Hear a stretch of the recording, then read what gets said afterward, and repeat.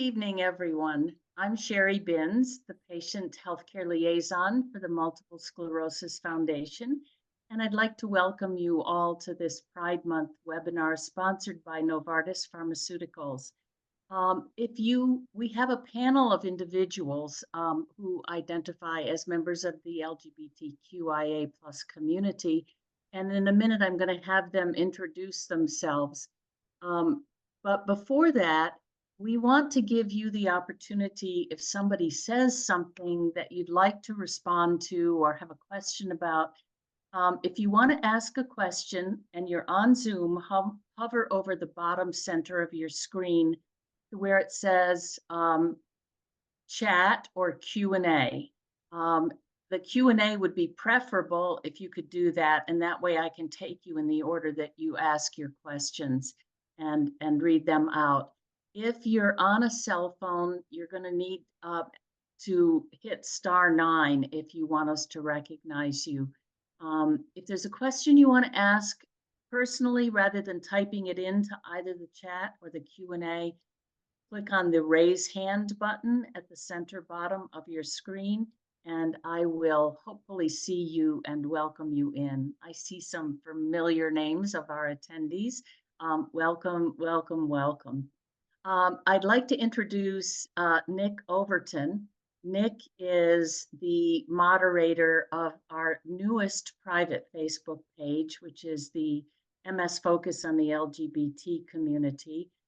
It is a private page, and so you can have conversations on that page without fear of the general Facebook population seeing you. And Nick will be working with me with some resources behind the scenes if anybody has specific questions that maybe I can't answer for you or the panelists may not be able to do so directly. So I'm going to open this up for the panelists to introduce themselves, and we'll start with Nick. If you could just tell us a little bit in maybe a minute and a half to 2 minutes or less about who you are and how you identify and what brought you to this session tonight. So Nick, I'm going to let you take it away. Thanks, Sherry. My name is Nick Overton. I am a 35-year-old trans man living with what I thought was MS in the beginning. Turns out it's seronegative NMO. So that has been a progress in itself, finding out that new diagnosis.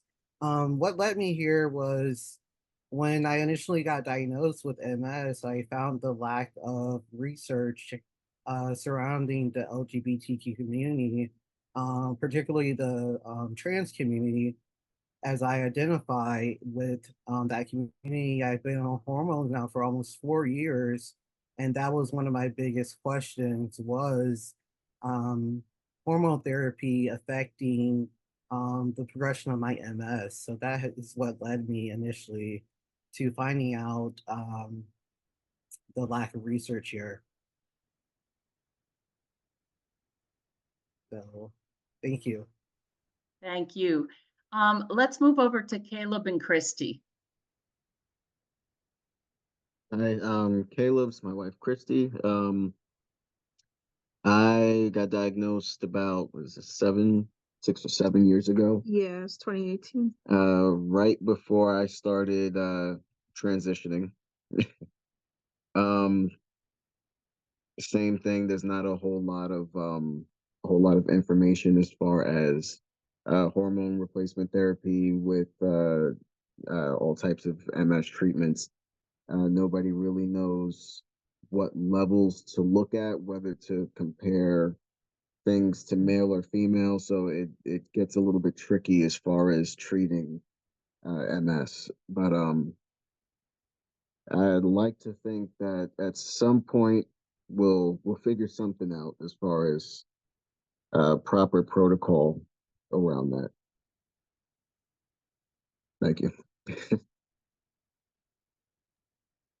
And Christy is here in the role of a care partner for Caleb. And again, as Caleb said, Christy is Caleb's wife. So Jennison, how about introducing yourself?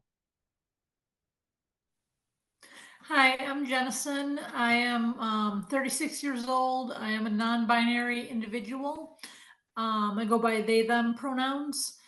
I was diagnosed with most likely MS last summer, and I'm still digging into my health issues because not everything is explainable by the diagnosis of MS. So it's still an ongoing search to figure out, because the doctor who, I mean, she even said you most likely have MS. So there's room for it not being MS. But yeah, I've been trans all my life. So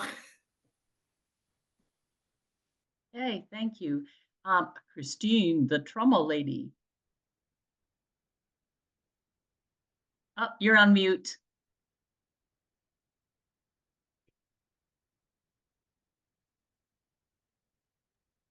There we go. Are we good There- now? We're good, Okay. except you turned off your camera when you I unmuted. know. I don't know what's going on here. I think I'm good. Are we good now? You're traumatizing us. Okay. Hi, my name's Christine Benrick. I go by the Trauma Lady online. I identify with she, her. I'm 46, so I'm an OG. I've had what we think was juvenile MS from the age of 12, and I've been diagnosed now since I think I'm on 16 years. So I'm somewhere between SPMS and PPMS. Um, I I love to help people, and especially in the MS community. And I am somewhere in the spectrum of loving pots and pans versus just loving people itself. And so I'm glad to be here and glad to meet everyone. So thank you. Thank you. River.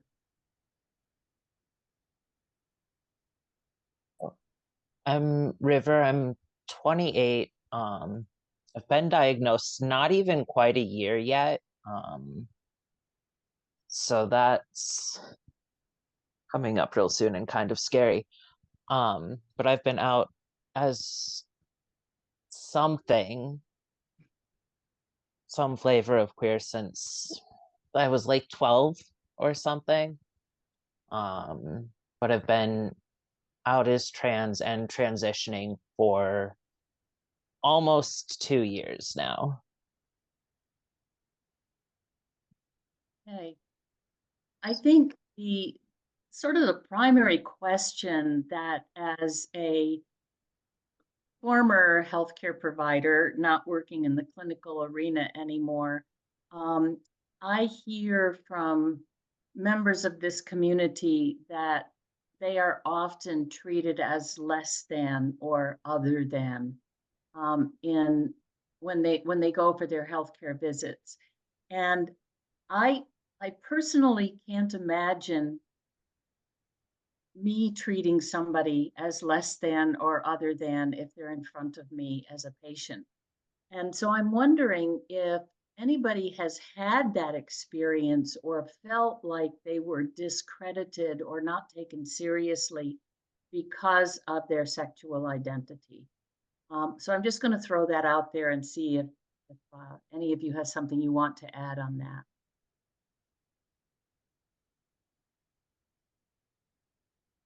Nobody? Okay, I'll go. I'll go. Oh, Nick, please go ahead. Go ahead, Christine. Like I said, I've had MS all my life, and I've been queer all my life. And I come from a different generation where we're now starting to change the way that we open up the floor to everyone in the MS community. Have I been personally impacted by my sexuality? No, because I'm a white presenting, look cis het presenting person. But when I bring my partner with me, I have been in a position where, and y'all see the name, right? The trauma lady. So I can bring some awareness to things, and I think gaslighting in our lives with diseases is often common, and they'll dismiss you for any reason, let alone once they find out your sexuality or however you identify. And it does become an issue. I've seen it impact many people in our community. And I'm hoping that it's something that we can all lead to a better change in. Nick, you had something to add? Yeah, absolutely. And I totally agree with what Christine is saying. You know, there are times where I've presented not so passing, and for the audience that's watching, passing generally, for me speaking, as a trans man, would be to pass as a cis male. Um, and I've been in those stages, especially before my transition, where I identified as a lesbian and I looked more of a masculine type lesbian. And you could uh, see like the difference in people's faces and the interactions and how they treated you. Even now, as someone that's living with MS and identifying as a trans man, I still haven't legally changed my name. So my name on my legal documentation, my medical records, is my name I was born with. And you can see sometimes the confusion on people's faces, and just the general the shock and the behavioral change. um and it has led me to think, you know, am I being treated in certain circumstances this way because of my gender identity? That has crossed my mind multiple times, and as I progressed during my MS journey, where I was, you know, having multiple relapses, and I was in the hospital, and I felt like my doctor at the time was not hearing anything I was saying. I was extremely brushed off, you know, to the point where it was extremely problematic. I was very concerned about my health, you Oh, know, and me Nick being a just nurse, I froze. was, Stay on. am I frozen? Okay. I was extremely, you know, concerned about my health, as anyone should be, with the circumstances I was going through. I mean, I was progressing very rapidly there. It seemed like at one point, and to be essentially just told, you know, you're fine. When I'm reading the documents, and there's new lesions popping up on my MRI, and it was very concerning, um, very problematic. And I think, you know, one step is to, I love that there's been such a growth and education with the medical field, you know, where they're having these sit down, they're having these talks with these professionals, and they're educating them on the LGBTQIA community. I think that's very important. And I see that being implemented across, you know, all major hospital systems, as far as I'm aware, in the US, which is you know, that's a first great step towards it. So yeah, I just wanted to throw my 2 cents in there. Anybody else want to add to that topic?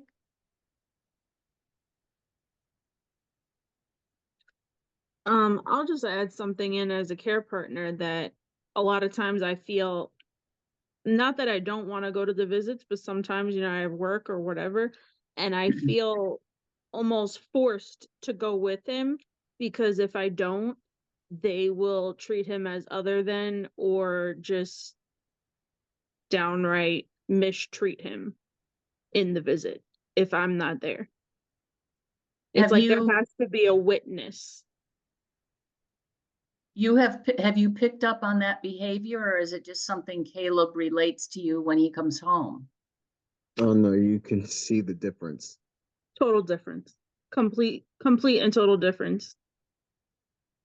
It's If you have seen a hint of that in the visit, how do you or how would you address that with the doctor or the nurse or the PA in the room? sometimes, like, Caleb has, you know, from the MS, he has like a few second pauses where he can't get the words out. And even MS providers, they still are clearly not thinking about that, and they're just like trying to cut him off, or they don't wait for him to say something. And sometimes I'll have to say something, and I'll have to say, excuse me.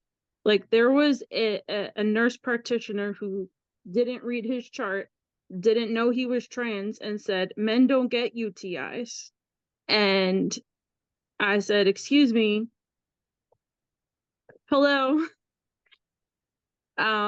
Just want to let you know, like, you need to backtrack and read what's going on. So Well, men do get UTIs, so exactly. Yeah. Regardless, whether it's cis or trans. So Yeah, either way, they're not very good about going through the chart or putting two and two together. Like, they'll go through your medication list and say, okay, you're on testosterone. Yes, I'm 30 years old. I don't know a cisgender 30-year-old man that's on hormone replacement therapy.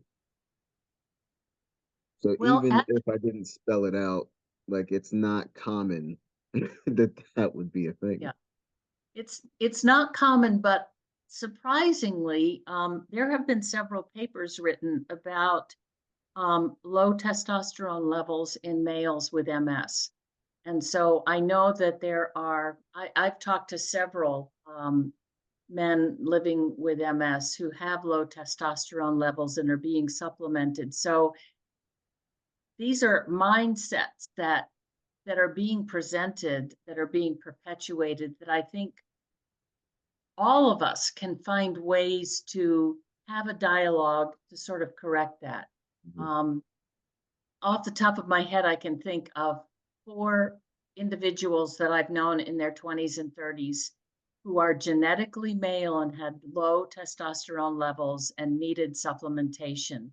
Um, and it presented in a number of different ways. It wasn't just that they were having problems with erectile dysfunction or desire or anything like that. They were losing body hair, and facial hair. Their voice was raising, and they were very concerned about that. So, for those of you listening, if there are problems like that, whether you identify as trans or cis or lesbian or gay or whatever you're identifying as, if you're having problems that would lead you to believe that something's not right as far as your endocrine system, as far as your estrogen or your testosterone or your anything like that, um, don't hesitate to ask for some hormonal testing. Reach out to your primary care, they can do it. Um, so, Caleb, you were going to respond. Did you say everything that you wanted to on the age and the testosterone levels? No, yeah, I think I pretty much covered it on that front. Okay. Um, a lot of times I think it's necessary to bring people into our healthcare team when there are things like that that are going on. If we're adjusting, I know as a cis female, I had all kinds of problems with hormone levels and I even was put on testosterone at one point because my estrogen levels were too high and they wanted to get them down. So I think people just don't understand that hormone supplementation can be used in a number of different situations, depending upon the medical condition that's presenting. So this is certainly something that I think perhaps the general population may need some more education on. Um, and oftentimes I think when we're not taken seriously in an appointment, or we're not given time to get out what we want to say in the visit, um, that tends to produce a higher level of anxiety. It can produce depression. And I think that people with MS in general have a far higher rate of depression and anxiety than the general population. In the general population, men tend to have a major depressive episode 12 to 15% of the male population. In the MS population, it's about 55%, male or female. So I don't know if any of you have found creative or helpful ways to deal with any of that you want to share with the group. Christine? My first symptom of MS, other than the optic neuritis, was actually depression and anxiety. And it was around puberty. It was not just a one-time thing. It was a gradual transition in between stress, trauma, and environment. And as someone who's given birth as well, I know that that is a very serious topic when we talk about MS, is because it's a lot of stigma around hormones and who needs what and how much access everyone needs to get. And I think that is in general a very it's a very shameful thing to also have to bring yourself out every time, to be vulnerable with a doctor and to go through everything. I don't know about y'all, but I always feel like I'm having to tell my autobiography every time I go in and give an update. And I'm like, well, I had cervical cancer, and they knew nothing about how hysterectomies impacted females at that point when I had my hysterectomy. And we also don't have a lot of information on menopause and MS as well. So these are branch out areas where maybe our community can start taking that stigma out of chemicals and actually looking at as a functional body versus the genitals of the body. And so and I'm starting to see, I don't know about y'all, but I'm starting to see a lot more healthcare practitioners that are more open and even about their sexuality or being trans. The last neurologist I was at, I had a trans nurse, and I didn't ask or anything. We sat down, just talked about it and talked about how did you get into this field and how are you being treated? Because our healthcare providers are also, if they are still in our pride community, they are also getting the double edge of that by holding up those standards. So I feel like as a patient, I have a duty to acknowledge that struggle, as well as saying, my brain is different, but my depression was the first thing.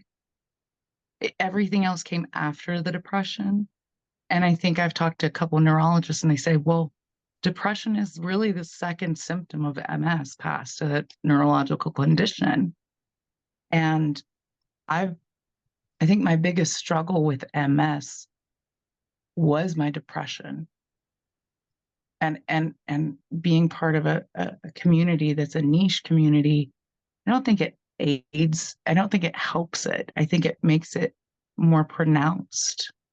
And we carry a big burden when we walk into a doctor's appointment, because you get it when you're walking in.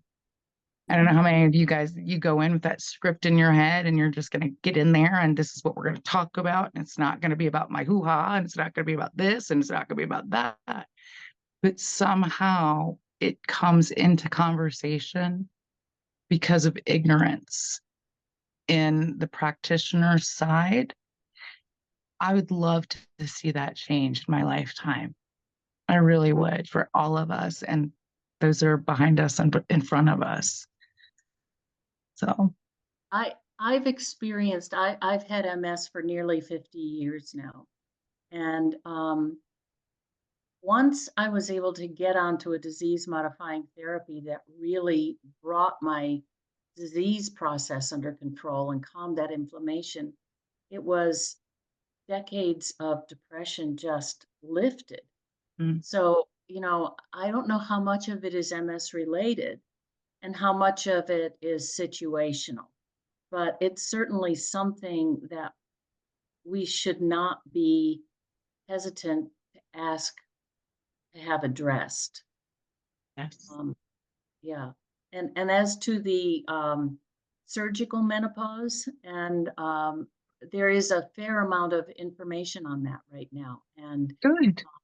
I think for the last 5 or 6 years, I've been hearing things about that as we go to MS conferences um, for professionals, healthcare professionals. So there is some information out there about that. And if anybody needs help finding that information, feel free to email me. My email address is Sherry, CHERIE at msfocus.org, and I'll try to send you whatever information I can that's timely on that.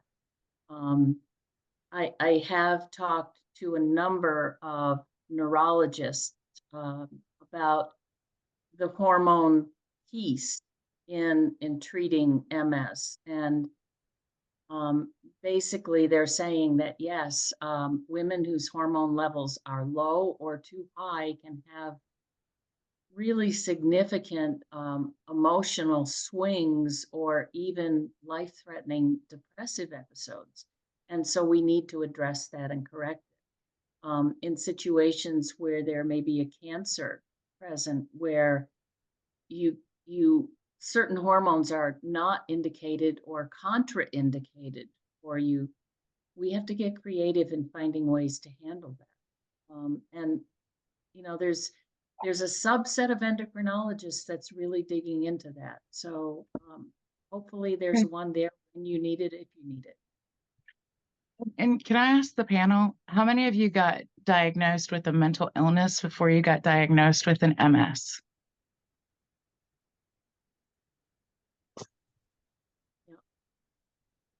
Yeah. And It's hard not being believed. and to tell you a little bit why I became the trauma lady is because I needed to know why. And I needed to know how I could better take care of myself and prevent these things from happening, even in my own ableist, my own isms. And to call it out when I saw it. And this community has been great in offering information and education and having people that are representative of our whole population, not just someone who looks like me. And Annette Funicello from back then, that the face of MS is changing to be more inclusive to all niches. That was my 2 cents. Sorry. There you go. River or Jennison, did you want to add anything to this conversation?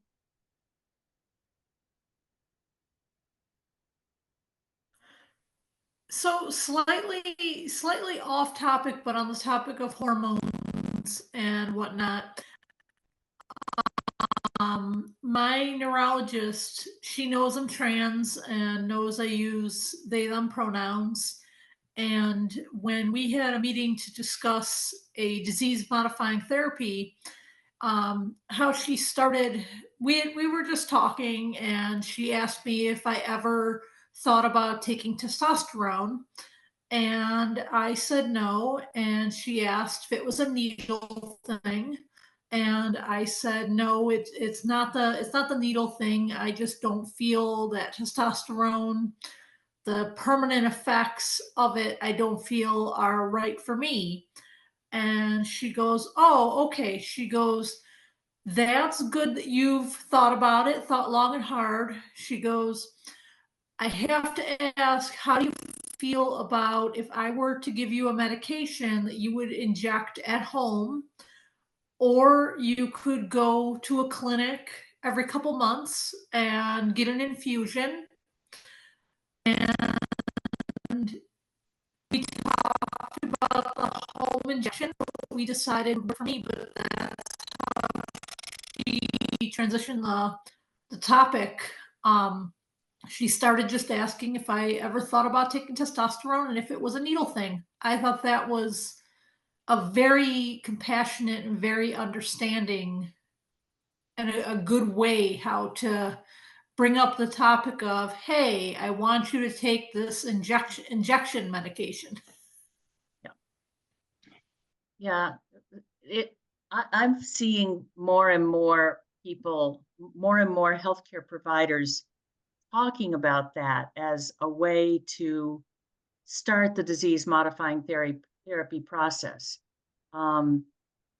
Most of the injectables, with one or two exceptions, one, our sponsor Novartis makes an injectable B cell therapy.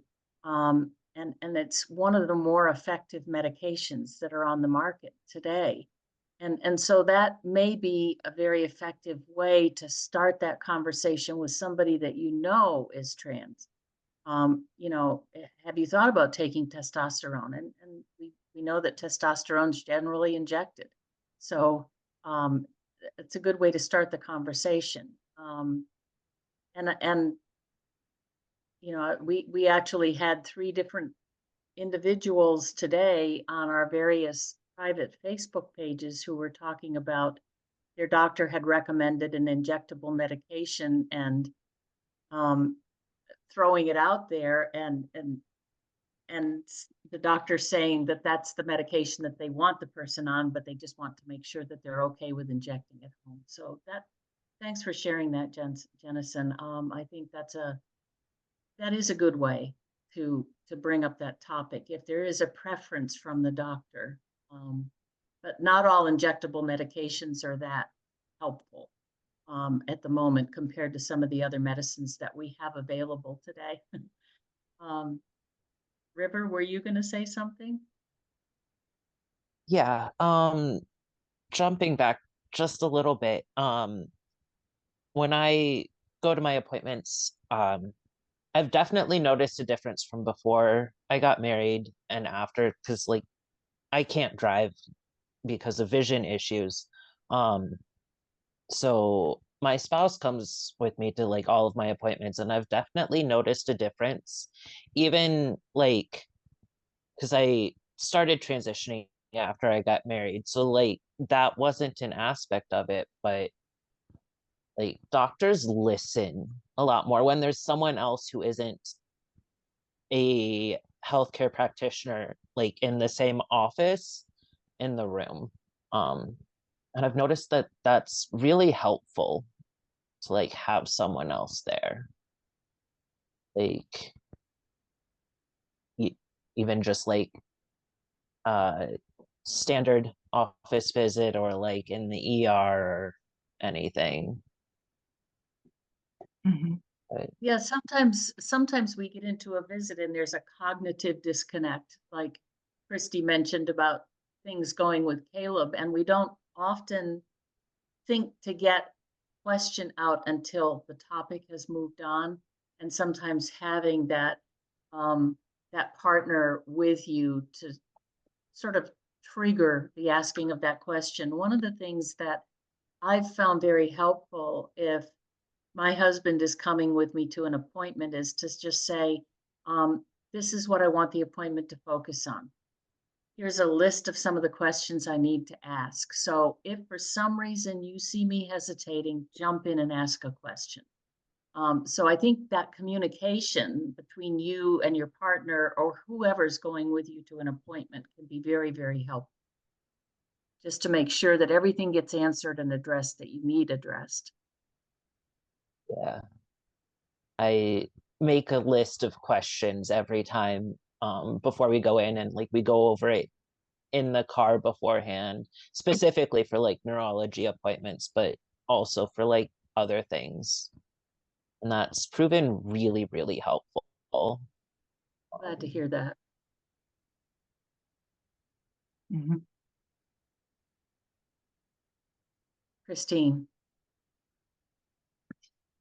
You getting got ready that. to say You know something? what this is, Nick and I talk all the time. So Nick's like, oh, if you give her the floor, she's not gonna shut up. But I because of the generational differences too, I have seen that people who are younger than me are also demanding changes be made to accommodate all of the things and all of the people versus the status that we used to have to follow. And having these great communities where we can jump in and say, you know, we could do this better, and talking amongst ourselves, even educating each other on what it's like to be trans with MS versus other issues, or have partners with MS, or I think these are all great topics in which we all can learn more from and then take back and train the trainers. And that's really what MS people do, is we train the generations of physicians and caregivers as well. But what happens when you don't have someone with you? And that is the stress that keeps your MS moving. And it also can trigger so much more internally that we don't talk about when we talk about MS, and we talk about our internal, you know, phobias and isms, and that comparison it can be very challenging for people, even newbies or OGs, to come out of an appointment and feel seen and heard and valid, let alone grab some information that you don't have access to.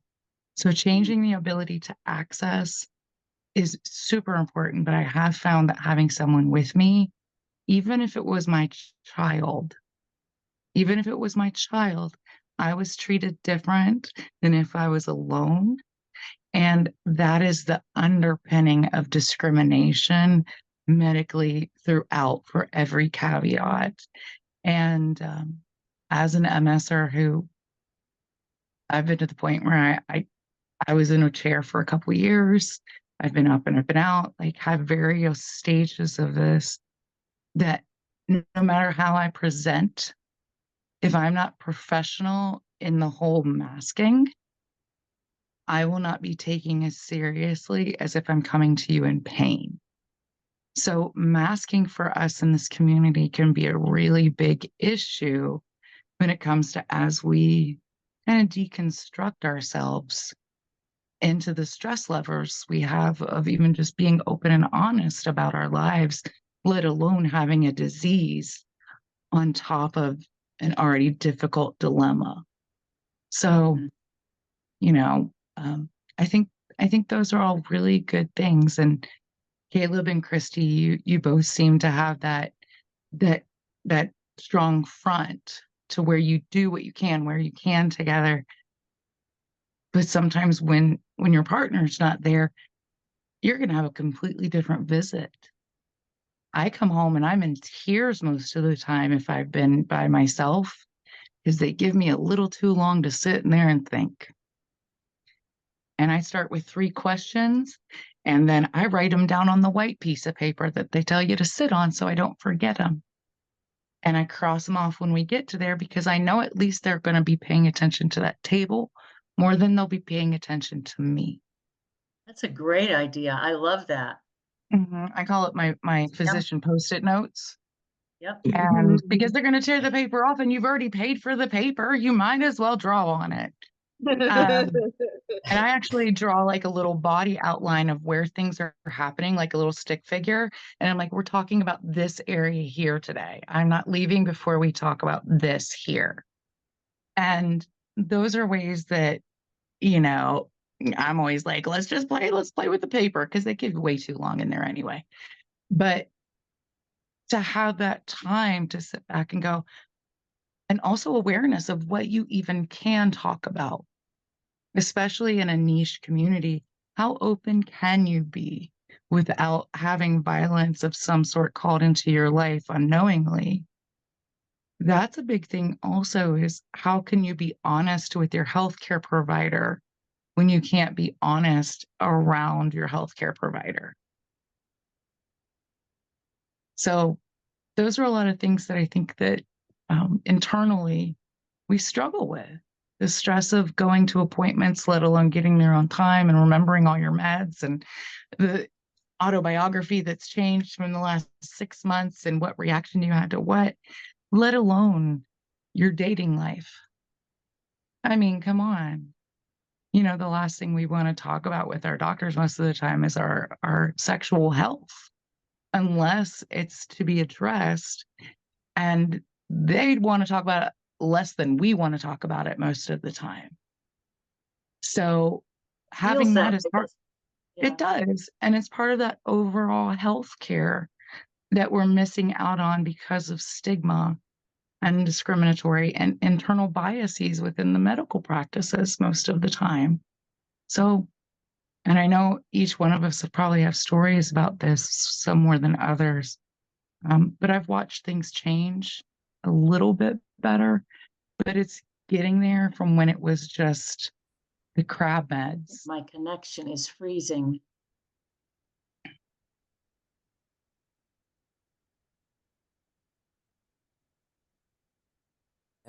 I've been fairly lucky with doctors and like my entire medical team since moving to where I'm at now.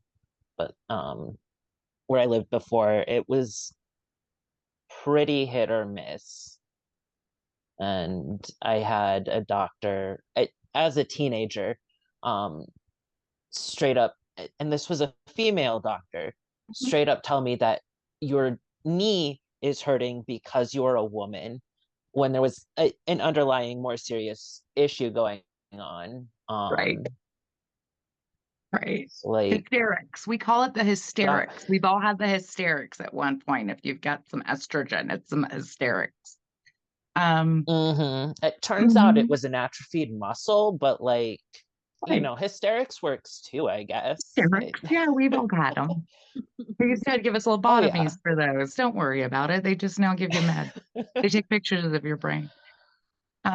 River, do you feel that since you've been able to transition and move, because location, I believe, has a lot to do with the access to information and community that we need.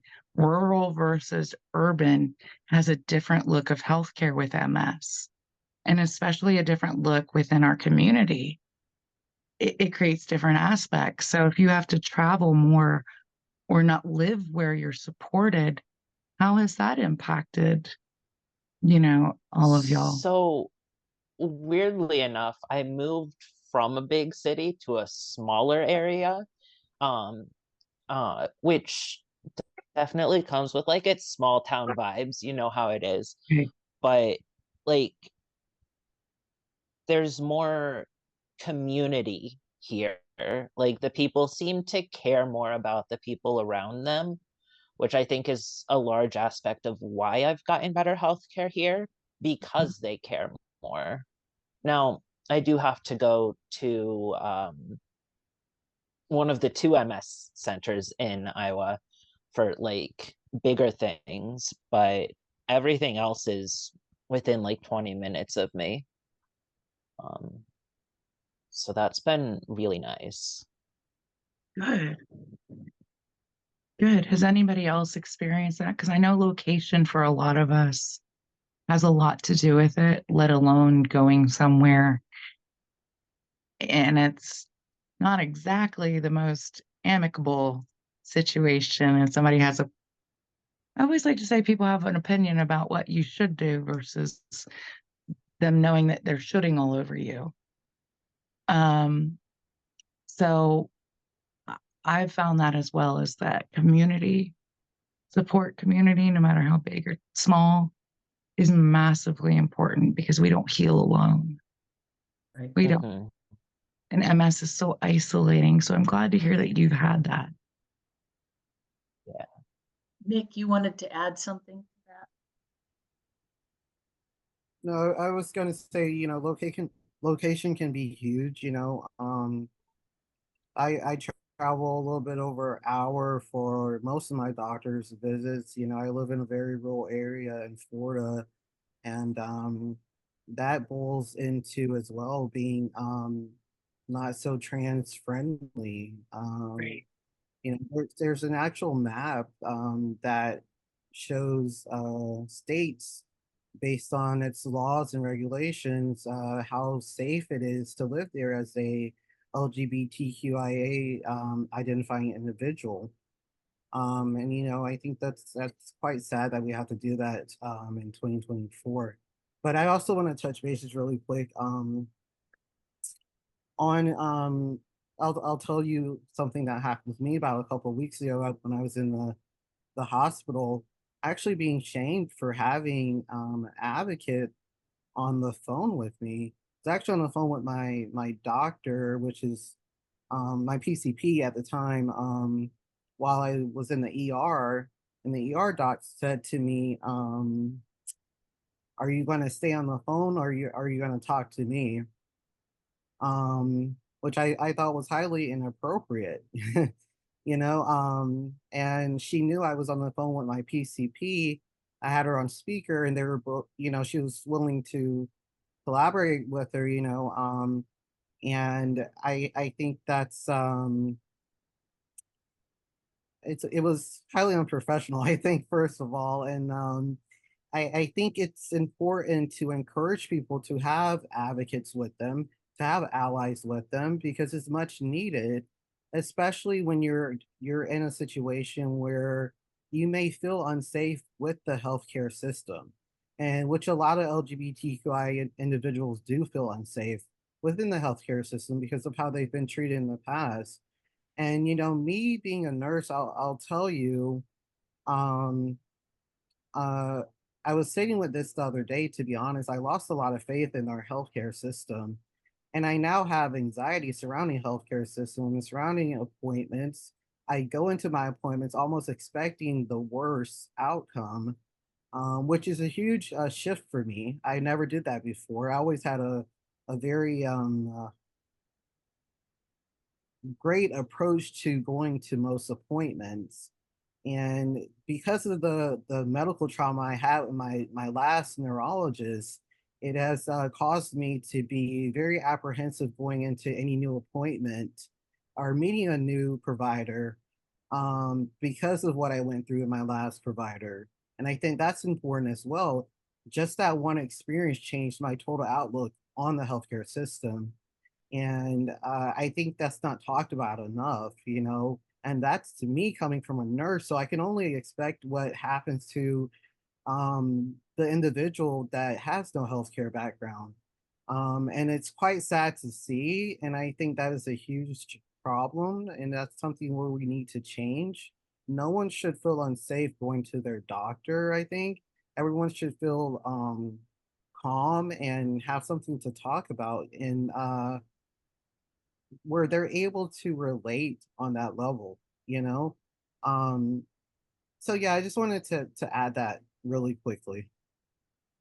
There is a question in the chat from Brenda who says, "Is there any difference between getting care or between care from having separate doctors versus all doctors in the same medical group, especially when it comes to shared medical records?" Um, does anybody want to answer that question for Brenda? Jen, you've been so quiet. We'll give you a chance to talk. So I've actually had a pretty poor experience having these same shared medical records because my family has very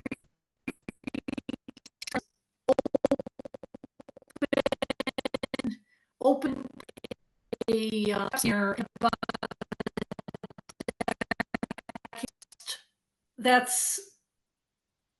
I'm not a fan, and going to a trans open place was a lot more comfortable.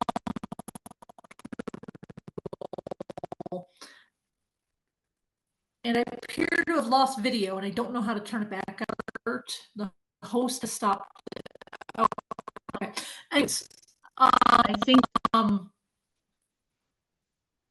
Casey may have turned off your video because your internet is unstable and you were doing that cracky voice thing again.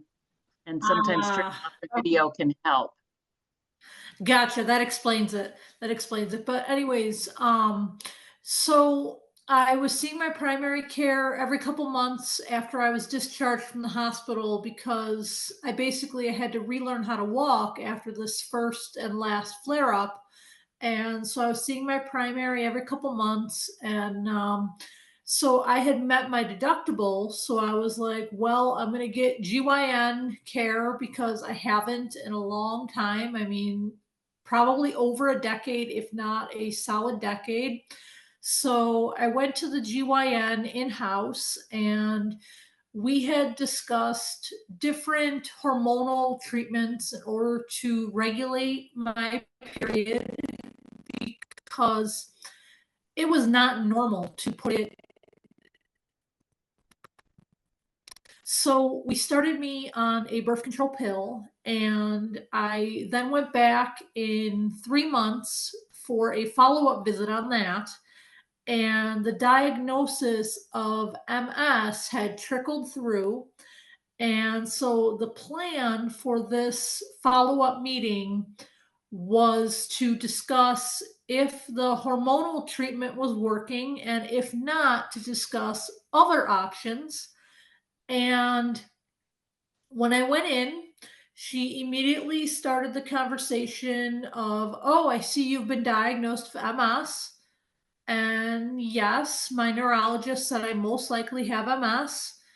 And she asked how the hormonal birth control pill has been going. And I said that it hasn't really had an impact on my periods.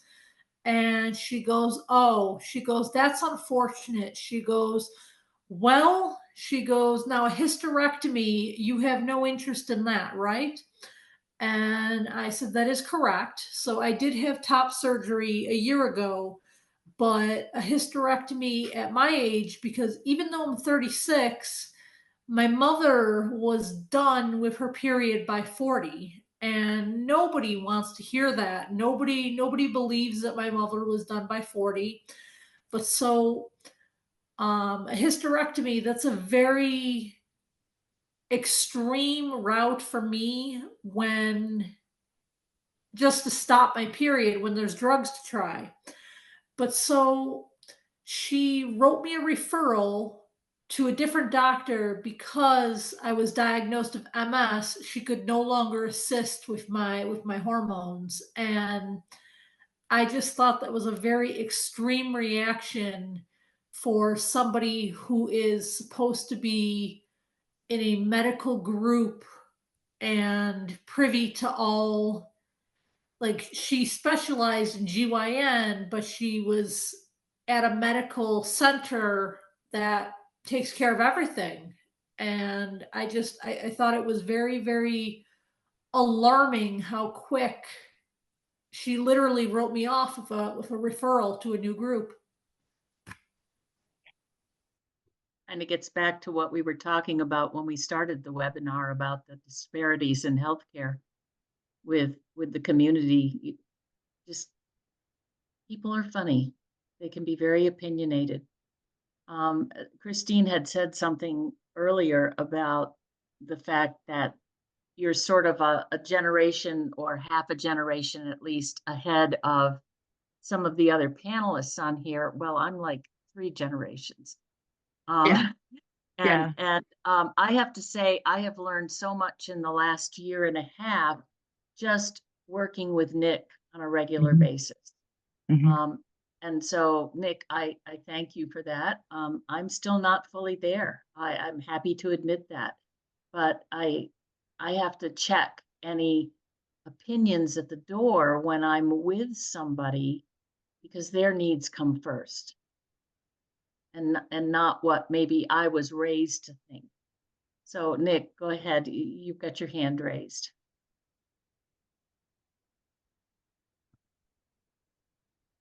Thanks, Sherry.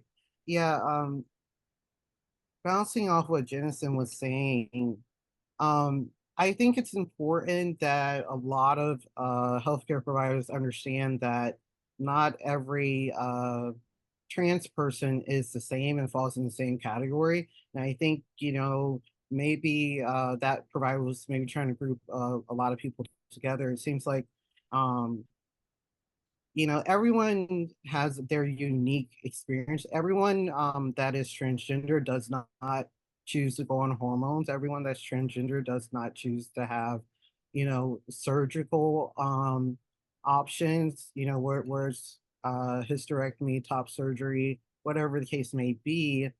That's not everyone's goal when it comes to um, self-identifying as a trans individual. So I think that's important for healthcare providers to keep in mind as well. Um, and that does not invalidate that person as a trans individual as well.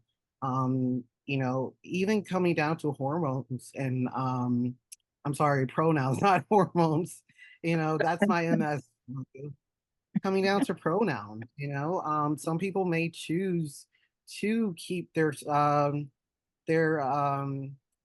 assigned pronouns from birth.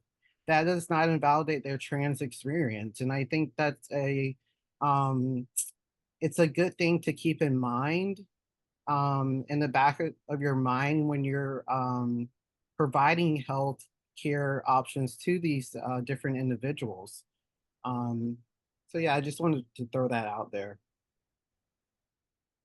We're coming up towards the end of our hour. I'm just wondering if anybody on the panel has anything that they would like to leave with the audience as far as tips for managing their MS or dealing with healthcare providers who are treating you that may not be recognizing your identity in a way that feels affirmative to you. I'm going to take Christy with me to my next one. Okay. I'm gonna take Christy to my next one. That way she's like, look, I'm gonna tell you what.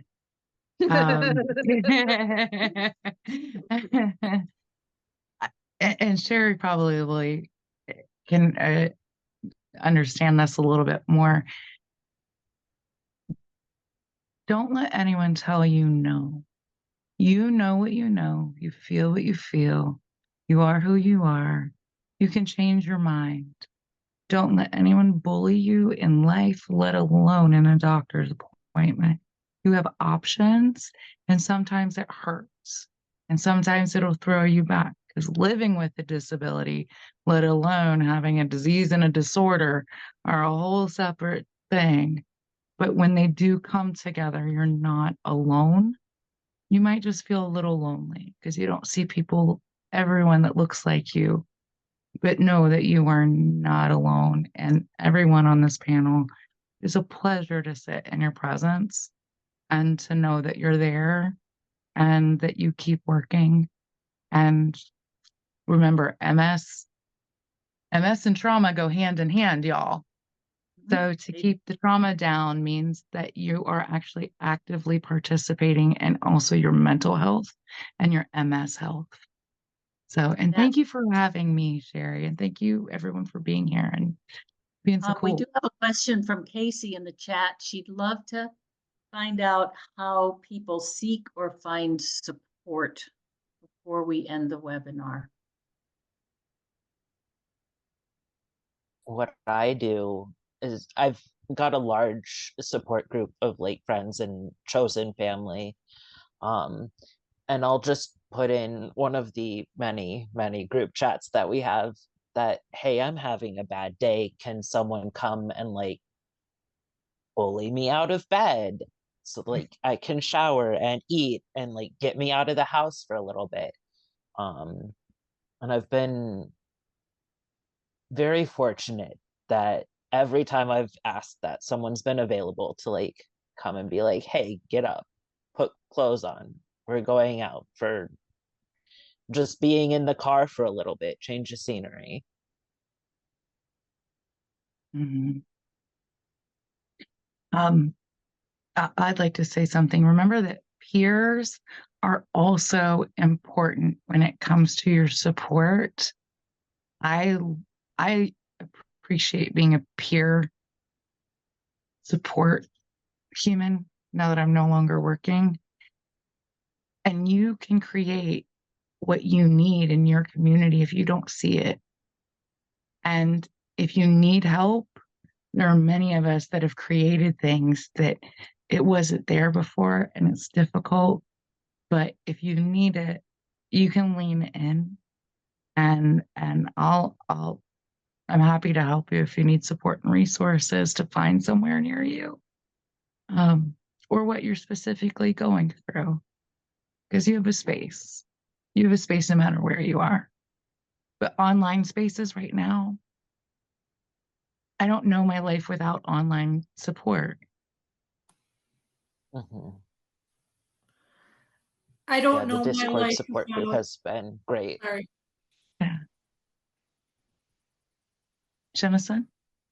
I was just going to say, I don't know my life without online support as well, but also I was very surprised when I looked on one of the official MS websites. I think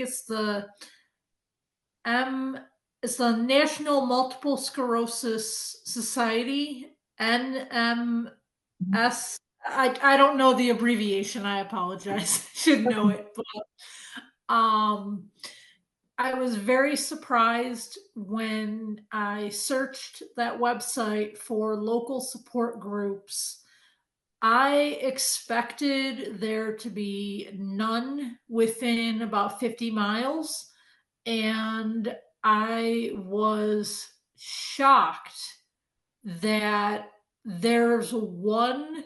I know exactly where it is. It's about 10 minutes away from my house. And there's another one about 15 minutes away from my house.